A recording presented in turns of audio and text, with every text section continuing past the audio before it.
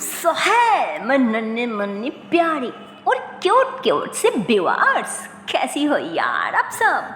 आई हो सब ठीक ही होंगी, बढ़िया ही होंगी। सो गाइस, कंसेंट मधु लव स्टोरी के पिछले पार्ट में हम लोगों ने सुना था कि यहाँ पे तो मानो हमारे मधु वो काफ़ी सारी रिक्वेस्ट करने के बाद फाइनली उसकी आंटी को कहना ही पड़ता, जिसपे उन्होंने साफ कह दी थी कि आप मेरा मतलब कि मैं कहना चाह रही थी कि क्यों ना तुम्हारे साथ साथ ऑफिस में कंची को भी बैठा लो, मतलब तुम्हारे साथ ही रख लो ऑफिस में, ताकि तुम्हारे साथ रहते रहते वो भी कुछ काम वगैरह सीख जाए। ये तो अच्छी बात है ना, अगर तुम्हारे साथ रहे तो सब कुछ सीख जाएगी, ताकि तुम्हारी गैर मौजूद में वो खुद अकेली सब कुछ खुद ही संभाल सके। ये तो अच्छी बात है ना। तो उनकी बात सुन के वो तो उनकी तरफ ऐसे ही देखने लग जाती, तो उन्हें थोड़ा पता नहीं कैसा फील होता। उन्होंने हंसने कहते, अरे इट्स ओके ना, देखो अगर तुम्हें बुरा लगा तो I'm सॉरी बेटा, मैं तो तुम्हारी अच्छाई के लिए कहा।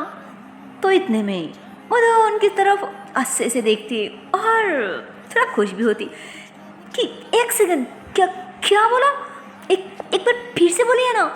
तो भाई साहब क्या बोलो, वो तो ऐसे बोलती है ना, माय गॉड, डर के मारे तो माना उनकी बलती बंद हो जाती। उन्होंने बहुत ज़्यादा घबरा जाती, क्योंकि उन्हें लगती कि शायद मधु नाराज हो गया, गुस्सा हो गया, इसलिए वो ऐसे गुस्सा करी है। तो उन्होंने कहते, अरे नहीं नहीं बेटा, रहने दो, छोड़ो, मैं तो जस्ट ऐसे बोला। ये मैं भी ना काम का फुजूल में ऐसे उल्टा सीधा कहती रहती हूँ। तो तुम जाओ, खाना हो गया ना, अब थोड़ा रेस्ट भी कर लो, ऐसे तुम्हारी तबीयत भी तो ठीक नहीं है ना, जाओ ना बेटा, जाओ, हाँ जाओ। तो उन्होंने ऐसे बोल के ना उन्होंने भी थोड़ा सेट की तरफ जाने लगती, जिसमें मधु कहती, ओह कम ऑन आंटी प्लीज, बोला ना, फिर से बोलिए। क्या क्या क्या बोला? सच में मैं अच्छे से समझा नहीं। I mean, आपका कहने का मतलब क्या है?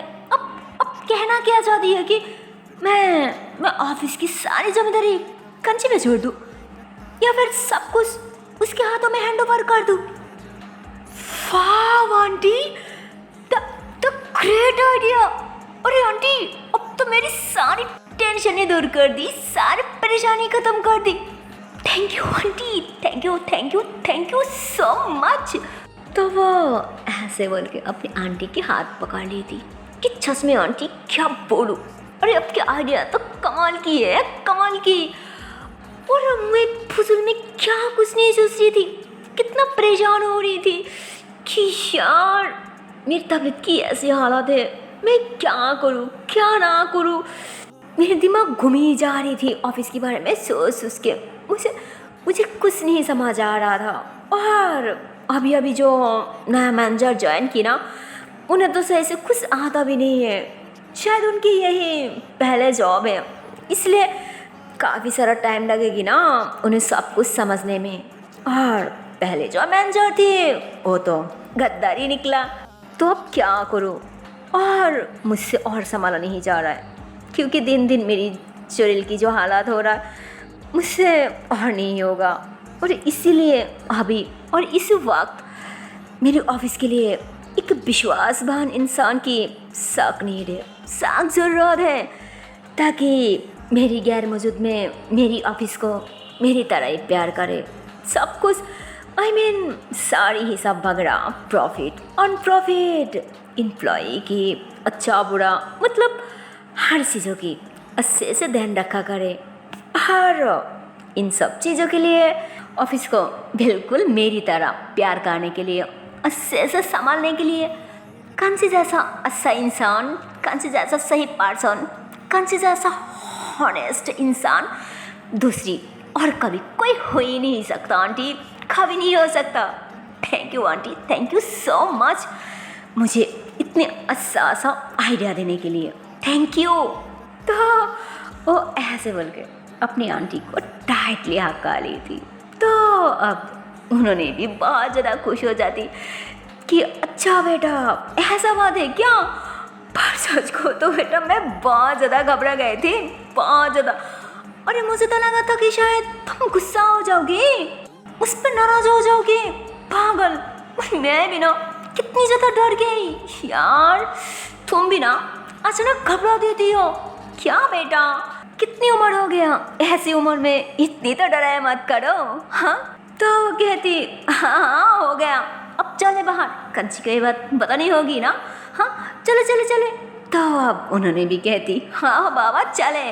पर हाँ तो उन्होंने ऐसे बोल के रुक जाती। तो मधु कहती क्या। तो उन्होंने कहती पर बेटा उससे पहले एक अच्छा सा पार्टी तो ज़रूर बनता है ना, क्योंकि कब से इस घर पे कोई अच्छा सा पार्टी नहीं हो रहा है ना। और वैसे भी अब तो तुम्हारी शादी भी हो गया, ऊपर से हमारे घर पे कई दिनों के बाद एक नन्ही मुन्नी से पार्टी आने वाली है, एक नया मेंबर, तो पार्टी तो बनती है ना भाई। हाँ हाँ हाँ। तो इतने में ही मधु भी मुस्कुरा दे कि हाँ हाँ आंटी बात तो आपने बिल्कुल सही कहा, पर मेरे प्यारे से आंटी अभी नहीं, अभी मुझे 2-4 दिन की मोहलत दे दीजिए, उसके बाद सब कुछ हो जाएगी जो जो आप चाहो। ओके घर की महारानी। हाँ अब चलिए बाहर। तो ऐसे बोल के ये दोनों स्माइल करते हुए बाहर आ जाते। और कंची वो तो अभी भी बाहर ही सोफे पे बैठा हुआ था। और तो अब तक तो मानो उसके दोस्त भी खाना वगैरह भी ख़त्म हो चुकी थी। मैं सारी काम वगैरह मतलब सफाई वगैरह कर रही थी। तो उसके दोस्त उठ के कंची की साइड पे बैठने वाली होती, और तो भी वो दोनों हंसते हुए अब बाहर आती। तो उन दोनों को हंसते हुआ देख के कंची तुरंत खड़ी हो जाती कि क्या हुआ भाई, ऐसे ही सब अचानक, मतलब माँ बेटी इतनी ज़्यादा खुश, क्या बात है। हमें नहीं बताओगी। तो मधु बाहर आते ही वो भाग के जाके कंची की हाथ पकड़ ली थी कि अरे अभी की बात है मेरी जान, तो आपको कैसे नहीं बताऊंगी। तो कंची भी स्मेल कर दी कि क्या मेरी बात, पर मेरी क्या बात। हाँ जो अब तक मुझे भी नहीं पता। क्या बात। तो वो कहती अरे पागल बातें हैं कि। तो वो ऐसे बोल के कंची की तरफ देखने लग जाती। तो कंची भी कहती बातें हैं कि बोलो। तो मधु कहती हाँ हाँ वही तो कह रही हूँ ना कि बातें हैं कि। तो कंची भी कहती हाँ बाबा मैं भी तो वही कह रही हूँ ना कि बातें हैं कि। यहाँ पे क्यों अटक गई मेरी जान, थोड़ा आगे बढ़नी चाहिए ना, बोलो आगे क्या है वो बोलो। जिस पे मधु फिर से कहती हाँ हाँ वही तो कह रही हूँ ना कि मेरी जान आपसे आप मेरे साथ। था मधु ऐसे बोलकर फिर से रुक जाती। तो कहती हाँ हाँ तुम्हारी साथ। यार थोड़ा और आगे नहीं बढ़ सकती क्या। क्या यार। तो मधु कहती यार शिट बोला ना कि मैं कह रही हूँ और ये थोड़ा वेट नहीं कर सकती क्या यार। तो सुनो मैं यही कह रही थी कि आपसे आप भी मेरे साथ ऑफिस ज्वाइन करोगी, वो भी बॉस बन के। ये कितनी मजा आएगी ये। तो वो ऐसे बोल के बहुत ज़्यादा खुश हो जाती और खुशी की मारे तो मानो वो एकदम से उछलने लग जाती। तो उसके साथ साथ तो कंची भी खुश होती कि ये सच में तो बहुत बड़ी खुशी की बात है। हाँ बहुत बड़ी। क्या तो क्या बोलो। वो तो ऐसे बोल के एकदम से थम जाती, क्योंकि पहले तो मानो उसे कुछ समझ नहीं आ रहा था कि मधु ने क्या बोला और तो और किसके बारे में बोला। तो वो ऐसे ही खुश होने लगती, पर जैसे उसे समझ आ जाती है ना वो एकदम से रुक जाती कि एक सेकंड क्या बोला, मैं सही से कुछ समझा नहीं। तो वो कहती अरे क्या नहीं समझा, ये तो सिंपल सी बात है ना, मैं बहुत कठिन बात बोली है क्या। क्या यार रुको मैं अच्छे से एक्सप्लेन करती हूँ। हाँ तो मधु ऐसे बोल के वो फिर से कहने लगती। तो इतने में ही कंची कहती नहीं देखो मुझे कुछ समझाने की ज़रूरत नहीं है और नहीं मैं कुछ समझना चाहती हूँ। अरे यार, क्या क्या कह रही हो? हाँ, तुम्हें पता भी है कि तुम अचानक बोल क्या रही हो? हाँ, अरे ये तुम्हारी पापा का प्रॉपर्टी है, तुम्हारा हक बनती है, तुम्हारा है, तो वहाँ पे मैं कैसे इंटरफेयर कर सकती हूँ? आई मीन मैं कैसे तुम्हारे साथ बॉस बन के उस चेयर पे बैठ सकती हूँ? हाँ, नहीं नहीं नहीं, ऐसा नहीं हो सकता। अरे ऐसे कैसे हो सकती है? मैं बैठ नहीं सकती यार, मैं नहीं बैठ सकती। और वैसे भी ये अच्छा थोड़ी लगेगी कि मैं तुम्हारी ऑफिस में बॉस बन के, नहीं नहीं यार, मैं नहीं बैठ सकती, मैं नहीं बैठ सकती।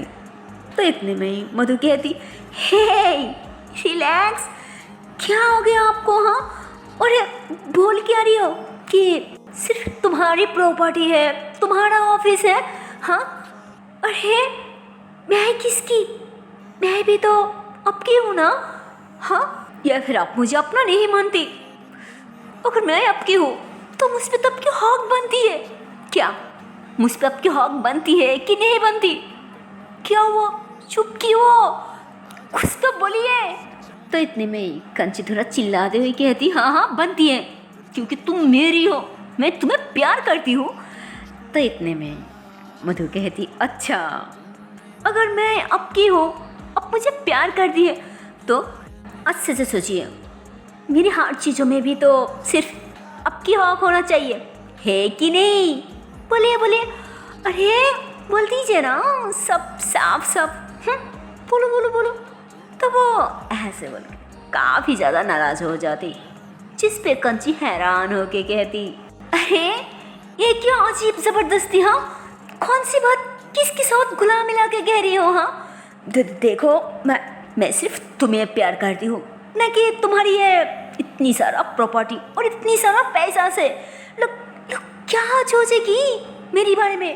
अरे लोग तरह तरह की बात ही सुनाएगी, ये बोलेगी कि मैं लालची हूँ, लालची। अगर मैं तुम्हारे साथ ज्वाइन कर लूँ ना, तो लोग बहुत सारा गंदी गंदी बात ही सुनाएगी। प्लीज़ यार मेरी बात को समझो। तो मधु कहती, अच्छा तो ये बात है, पर याद है तब भी तो लोग क्या कुछ नहीं कहा था, कितनी गंदी गंदी गालियाँ दे रहा था, पर क्या तब आप मुझे छोड़ी थी? नहीं ना, तो फिर इतनी दिनों की बात अब क्यों यार? अब मेरी बात छोड़ के, मेरी फिकार छोड़ के उस दूसरे की बात को, उस दूसरे की सोच को इतनी ज़्यादा प्रायोरिटी दे रही हो? हाँ, वाह यार, क्या बोलो, मुझे सच में कुछ समझ नहीं आ रहा कि मैं तुम्हें क्या बोलूँ। जिस पे आप कंची के दोस्त भी यही कहती कि हाँ यार मधु बिल्कुल सही कह रही है, मैं भी उसकी बात पे एंग्री करती हूँ, और मुझे भी यही लगता है कि उसकी बातों पे और उसकी जो हालत है, इस हालत में सच में तेरे साथ देना चाहिए यार, पर नहीं, तू तो उल्टा सीधा बात ही कह रही है। क्या यार कंची, तू कब सुधरेगी? प्लीज़ यार बात को समझने की कोशिश कर। तो इतने में कंची कहती, यार तू भी, यार मैं तुम लोगों को कैसे समझाऊँ यार कि मैं बिजनेस में उसके साथ नहीं देना चाहती, और वैसे भी मैं उसके साथ कैसे दूँ बिजनेस में, क्योंकि मुझे तो शायद बिजनेस की भी नहीं आता ना। तो वो कहती, हाँ तो नहीं आता तो इट्स ओके, मधु है ना वो सब सिखाने के लिए, वो तुझे अच्छे से सिखा देगी, समझा देगी।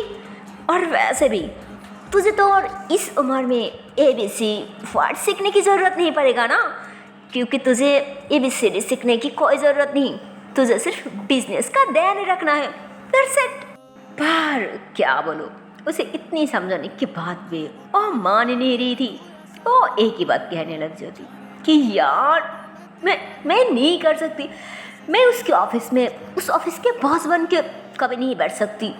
यार तुम लोग क्यों नहीं समझ रही हो? मैं बोल दिया, सब बोल दिया, इस बारे में मुझे और कोई बात नहीं करनी, समझी ना?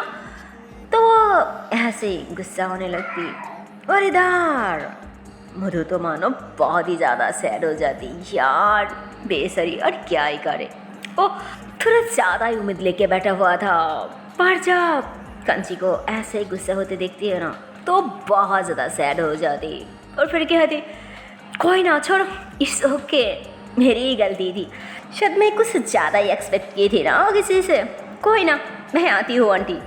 तो वो ऐसे बोल के सैड होके अंदर की तरफ जाने लगती। तो इतने में ही कंची कहती, अरे यार मधु, मेरी बात तो सुनो। तो वो रुक जाती कि क्या सुनना, बोल दिया ना दिल की बात कि आपको नहीं एक्सेप्ट करनी, तो और क्या सुनना है। तो वो ऐसे बोल के फिर से अंदर चले जाती। तो कंची सार पकड़ लेती कि यार क्या कर दी, हो गया ना नाराज, यार ये मैं भी ना, शिट। तो इतने में उसकी दोस्त कहती, वो नाराज हो गया ना, तूने नाराज कर दी, पागल, क्या बोलूँ तुझे, तू सच में कभी नहीं सुधरेगी, कभी नहीं। हाँ, तो अभी ऐसे बोल के अंदर की तरफ चले जाती है ना, उसके रूम की तरफ। तो कंची तो आप मन सार पकड़ के सोफे पे बैठ जाती।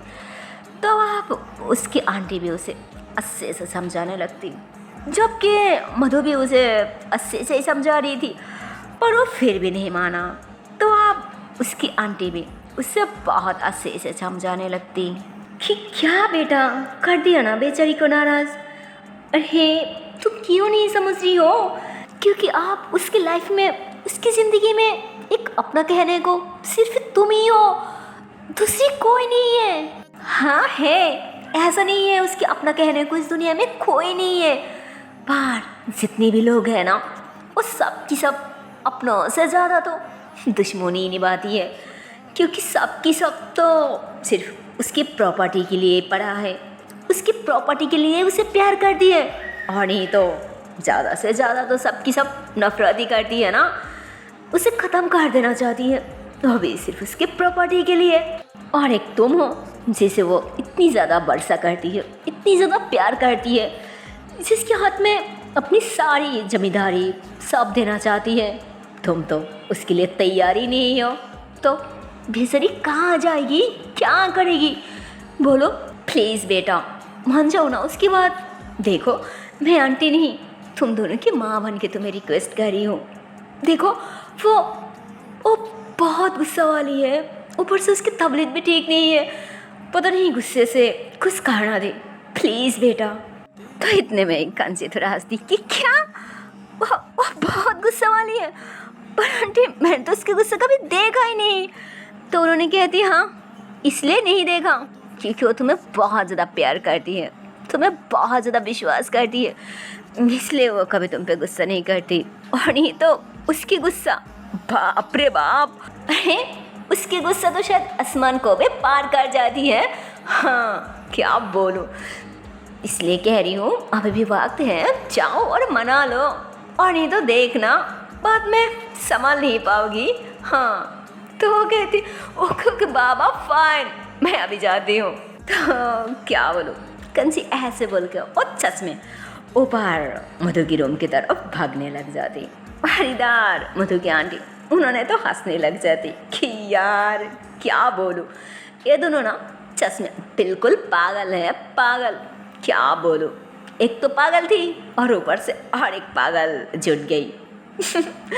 क्या बोलूँ, पर दोनों एक दूसरे को कुछ ज़्यादा ही प्यार करती है, एक दूसरे के बिना रह ही नहीं सकती। क्या बोलो। तो उन्होंने ऐसे बोल के हंसते हुए किचन में चले जाती है ना, शायद कुछ काम वगैरह करने के लिए। और इधर कंची वो तो भागते हुए ऐसे ही रूम में आती, बट वो आते ही देखती कि यार ये मधु ने तो सच में अंदर से डर लग कर ली, जिसमें वो नक नक करने लग जाती कि जान क्या हुआ, दरवाजा लॉक क्यों किया, अरे ओपन द डोर प्लीज। जिस पे आप मधु भी थोड़ा गुस्से से कहती, क्या है, हाँ मुझे अब किसी से कोई बात नहीं करनी, आप यहाँ पे क्यों आई हो, जाओ यहाँ से, मुझे अकेले रहना है, जाइए यहाँ से, मैं कह रही हूँ चले जाइए। तो आप कंची भी कहती, अरे अपनी पति से इस तरह से कौन बात करती है, हाँ देखो I am your husband, so respect, समझी ना। तो मधु कहती, अच्छा तो अब आपको याद आया कि आप मेरी हस्बैंड और मैं आपकी बीवी हूँ, पर जब आप मुझे इग्नोर किया, मेरे सब कुछ डिनाई किया, तब आपको याद नहीं था कि मैं कौन हूँ। हाँ चले जाइए, मुझे आपसे कोई बात नहीं करनी, समझी ना?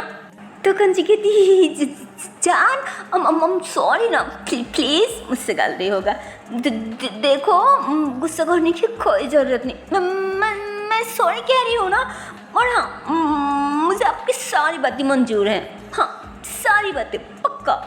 तो मधु कहती अच्छा तो अब आपको मेरी सारी बातें मंजूर हैं, हाँ पर मुझे आपकी एक भी बात नहीं मंजूर, समझी ना?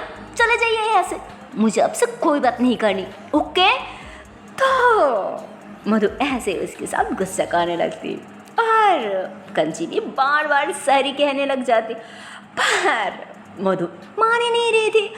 काफ़ी देर तक ऐसे ही चलते रहती और सच को तो अब कंची बहुत ही ज़्यादा थक जाती है, जिसकी वजह से वो वहीं पे डोर के पास ही ऐसे ही टेक लगा के बैठ जाते हैं। और इधर रूम के अंदर हमारी मधु भी मानो वो भी डोर के साथ ही ऐसे टेक लगा के बैठा हुआ था, क्योंकि वो गुस्सा तो दिखा रही थी पर अंदर से उसे बहुत बुरा लग रहा था, उसे भी बहुत ज़्यादा हार्ड हो रहा था, पर फिर भी वो बहुत ज़्यादा गुस्सा दिखा रही थी। और इधर बाहर से कंची वो भी काफ़ी देर तक ऐसे बोलते रहती कि प्लीज़ ना जा, देखो मैं बहुत थक गई हूँ, देखो अगर मेरे साथ कुछ भी बुरा हो गया या कुछ भी उल्टा सीधा हो गया ना तो उसकी जिम्मेदार तुम हो, उसके लिए तुम खुद को कभी माफ़ नहीं कर पाओगे, हाँ याद रखना। मुझे बहुत चक्कर आ रहा है, देखना प्लीज़ यार मुझसे नहीं हो रहा है।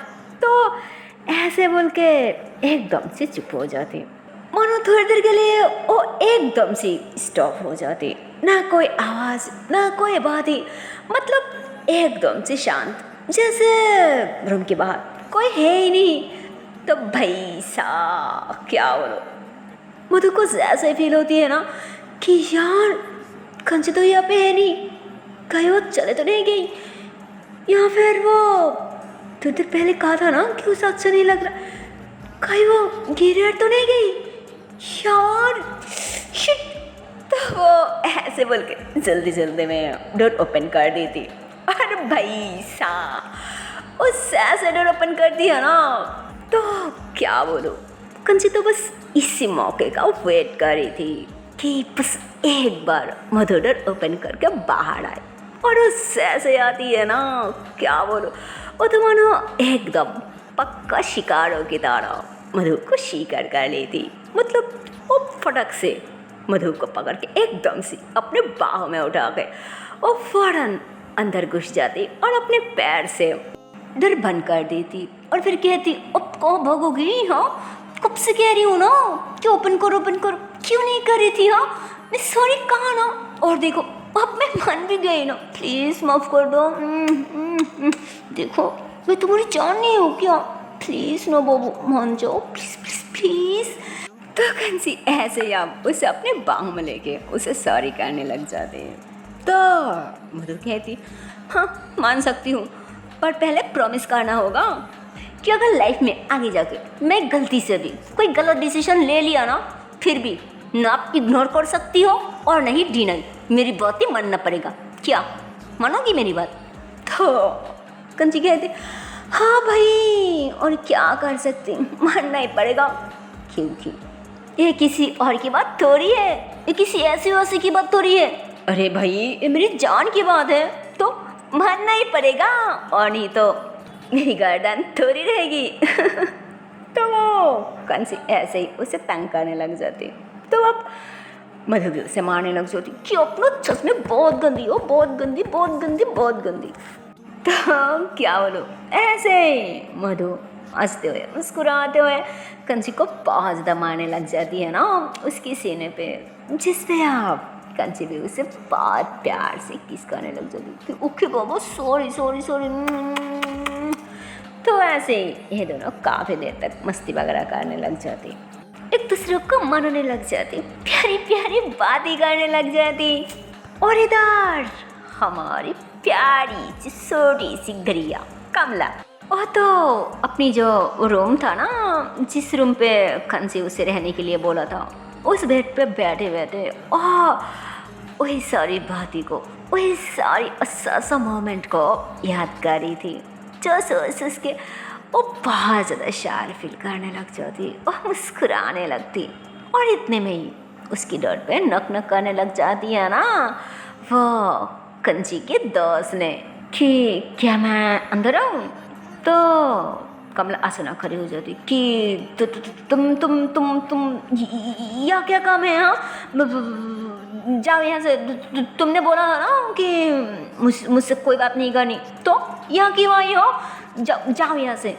तो वो कहती अरे ऐसा भी क्या कह दिया मैंने जो इतनी ज़्यादा गुस्सा करी हो। हाँ जैसे मैं तुम्हारी पति हूँ। अरे इतना गुस्सा तो सिर्फ अपने पति से ही कोई कर सकती है, और नहीं तो ऐसा वैसा कभी कोई कर ही नहीं सकती। क्या हुआ बोलो, तुम इस तरह से क्यों गुस्सा करी हो मुझ पे। तो कहती अच्छा तो कोई वाइफ ही अपने पति के साथ ऐसे गुस्सा करती है। हाँ देखो मुझे कुछ नहीं जानना, मुझे कुछ नहीं समझना, तुम जाओ यहाँ से। तो कहती नहीं मैं तो नहीं जा रही हूँ। तो कमला कहती ओके फाइन, तुम्हें नहीं जाना है ना तो तुम खुद ही यहाँ रहो, पर मुझे नहीं रहना, मैं जा रही हूँ। तो कमला ऐसे बोल के वहाँ से जाने लगती, पर इतने में कंची के दोस्त ने उसके हाथ पकड़ के उसे खींच के एकदम से अपने सीने से लगा ली थी, जिस पे आप इन दोनों की एक प्यारी सी आई कॉन्टैक्ट होने लगती। सो हे गाइस, इसके आगे की पार्ट देखते हो नेक्स्ट वीडियो पे, और देखते हो इसके आने वाले पार्ट में क्या होगा। तब तक के लिए टाटा बाय बाय। पर जाने से पहले एक छोटी सी रिक्वेस्ट है यार, अगर वीडियो को अब तक लाइक नहीं किया, शेयर नहीं किया, तो किस बात की देरी है यार, जल्दी से लाइक कर दो, शेयर कर दो, और चैनल को कर दो subscribe. Okay tata and bye bye. So take care guys, bye bye.